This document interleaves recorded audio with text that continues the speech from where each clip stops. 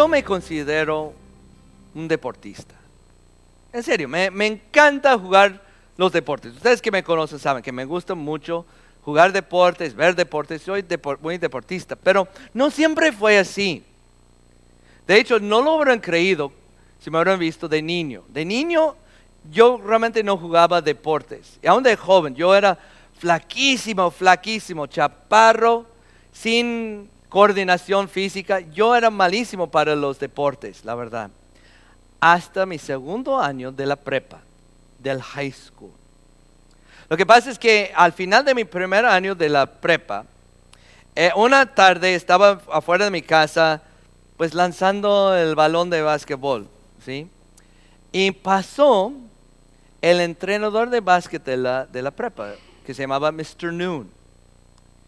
Y él me vio y paró y bajó la ventanilla y me preguntó, ¿vas a intentar estar en el equipo de básquet el otro año? Y aún hoy en día, no sé por qué dije que sí, porque realmente no lo estaba pensando, pero dije que sí. Y él me preguntó, me preguntó si yo quisiera que él viniera para enseñarme y mostrarme unas cosas. Y yo dije, bueno, está bien. Y ese mismo día, él fue a mi casa y me enseñó cómo lanzar correctamente el balón de básquetbol y hacer unas cosas más. Y me dio unos ejercicios para hacer. Y ese verano, él fue a mi casa muchas veces para entrenarme, para enseñarme cómo jugar básquetbol. Y Mr. Noon era uno de esos entrenadores muy animadores, los que alientan mucho, ¿verdad? O sea, él siempre es de los que siempre echan porras y siempre están apoyando y haciendo a uno creer que puede lograr lo que sea. Era de ese tipo y yo lo creía. Entonces ese verano yo me puse a practicar básquetbol por horas, cada día. Todos los días pasé horas jugando básquetbol. Y el siguiente año logré estar en el equipo de básquetbol de la prepa, del high school. Y ya con eso pues me animé más y me eché más ganas. Y hasta que llegué a ser uno de los principales en el equipo después. Y hasta después de la prepa, terminé jugando baloncesto, básquetbol en la universidad. Y bueno, nunca llegué a la NBA, pero la verdad es que logré mucho más que yo hubiera creído. O sea, como un muchacho blanco, flaquísimo, flaquísimo, chaparro. Pero logré algo y todo por causa del Mr. Noon. La verdad, él cambió mi vida para siempre. Sus palabras alentadoras cambiaron cómo yo me veía a mí mismo y lo que yo creía lo que era posible en mi vida. Y no estoy exagerando cuando digo que todo lo que he logrado en la vida y mi confianza en que yo sí puedo hacer muchas cosas si nada más me esfuerzo, todo eso se debe a él. Y las palabras que me dijo cuando yo tenía 14 años de edad.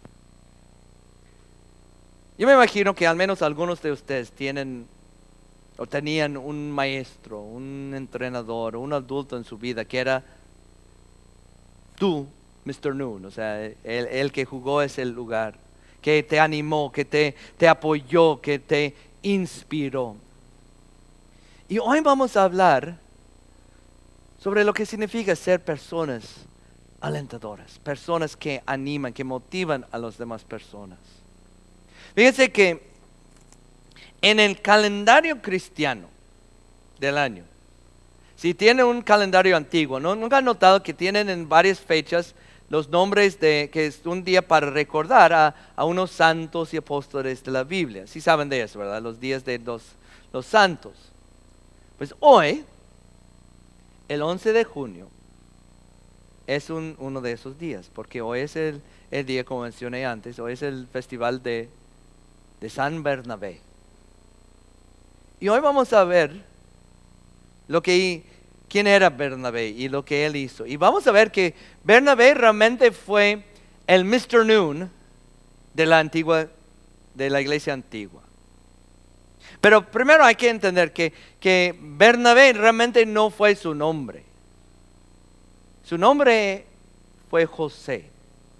Y José era de la isla de Chipre, en el mar Mediterráneo.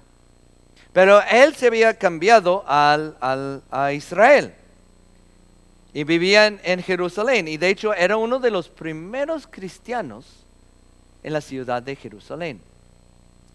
Y San Lucas nos dice en el libro de Hechos que después del día de Pentecostés, los primeros cristianos se apoyaban mutuamente el uno al otro mucho. Y si uno estaba batallando económicamente, todos los demás le ayudaron. De hecho, tenían la costumbre de que si alguien tenía un terreno, una casa, de vez en cuando alguien vendería ese terreno y daría ese dinero a los apóstoles para dar a la gente necesitada. Y es cuando primero conocemos a Bernabé, que dice: José, un levita natural de Chipre, a quien los apóstoles llamaban Bernabé, que significa hijo de exhortación, vendió un terreno que poseía, llevó el dinero y lo puso a disposición de los apóstoles. Y aprendemos dos cosas de Bernabé en esos versículos. Primero, que sí, era una persona generosa, era una persona que quería ayudar a los que estaban bajo, que estaban batallando, que estaban sufriendo. O sea, él había visto la generosidad de Dios para con él y quería ayudar y apoyar a los demás.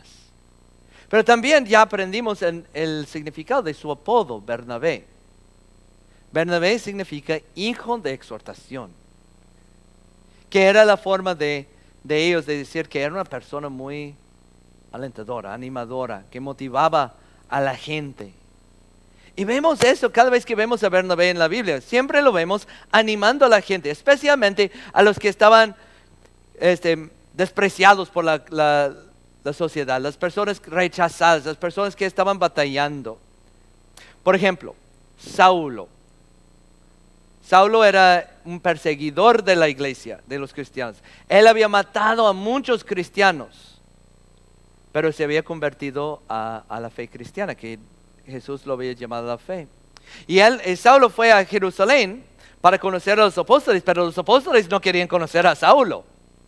Le tenían miedo, le tenían desconfianza. Entonces Bernabé fue el que fue con Saulo y lo llevó a los apóstoles, lo apoyaba, hablaba bien de él y lo animaba.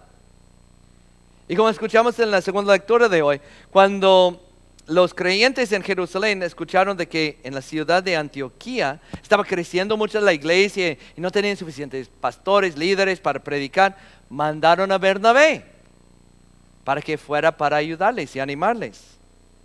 Dice que cuando él llegó y vio las evidencias de la gracia de Dios, se alegró y animó a todos, porque es lo que hace, animó a todos a hacerse el firme propósito de permanecer fieles al Señor.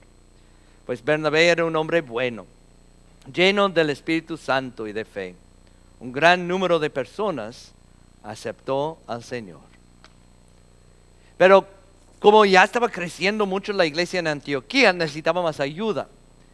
Entonces Bernabé fue hasta la ciudad de Tarso para buscar al mismo Saulo, que aún no estaba enseñando ni predicando. Él aún no había llegado a ser el gran apóstol Pablo como lo conocemos hoy en día. Y lo llevó a Antioquía para ayudarle. Y la gente en Antioquía todavía no confiaban en él, pues era Saulo el perseguidor. ¿Cómo que va a estar aquí? Pero no, Bernabé lo apoyó, habló bien de él y le dijo: no, vamos a trabajar juntos. Y así trabajaban mucho tiempo en Antioquía.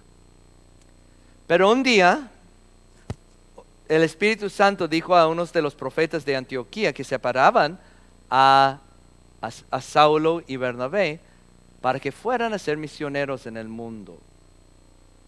Y entonces Saulo, que ya le decían Pablo y Bernabé, fueron enviados y fueron muy lejos hasta lo que hoy en día es el país de Turquía. Y comenzaron muchas iglesias, muchas misiones en Turquía.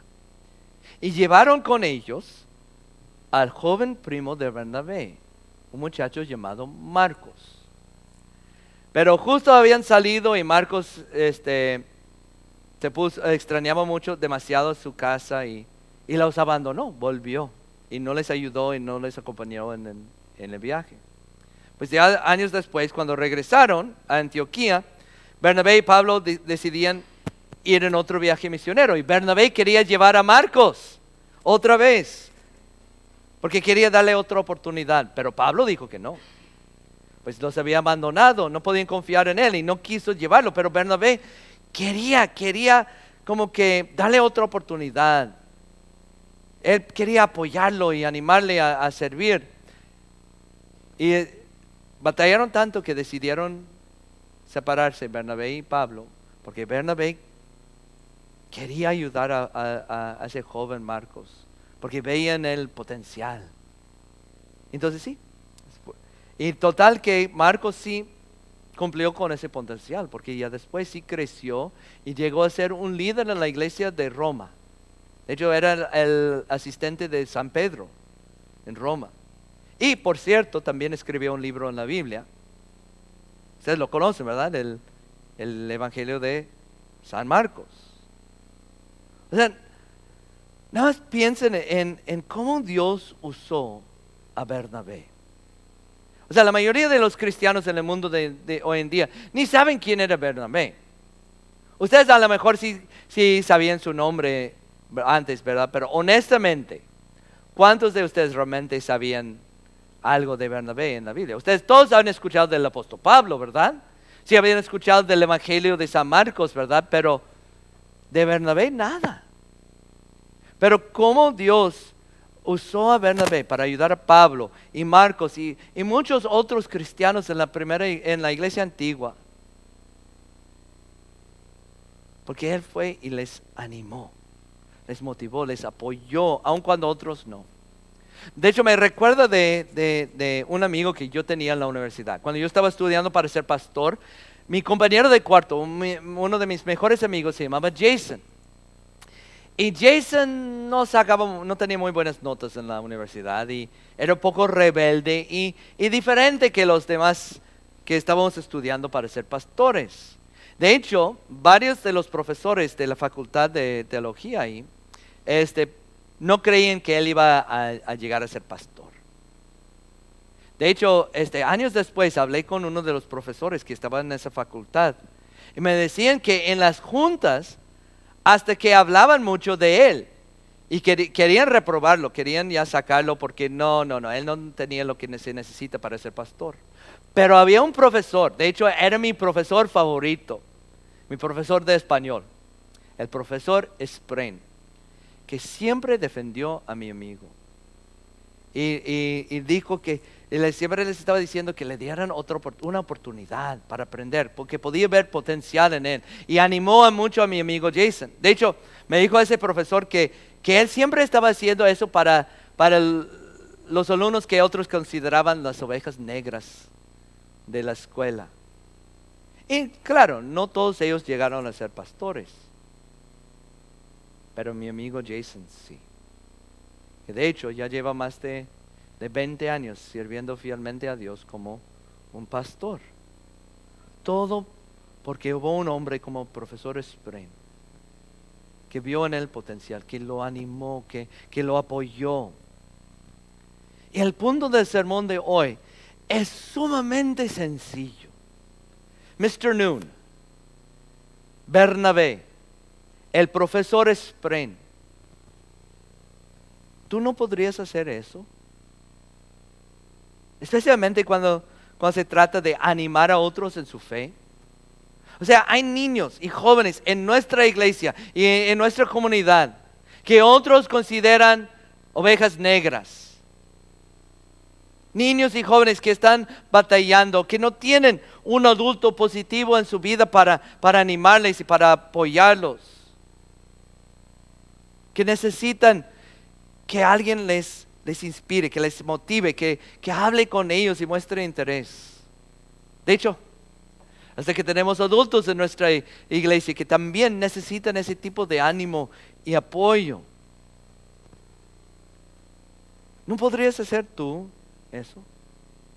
¿No podrías tomar el tiempo para animar a otra persona, para conocerlo mejor, para preguntarles de su vida o aún ser un ejemplo para ellos, enseñarles cómo participar y formar parte de la iglesia? Hay niños en nuestra iglesia o jóvenes que ustedes podrían animar a considerar ser pastor o maestro de la escuela dominical o un líder en la iglesia.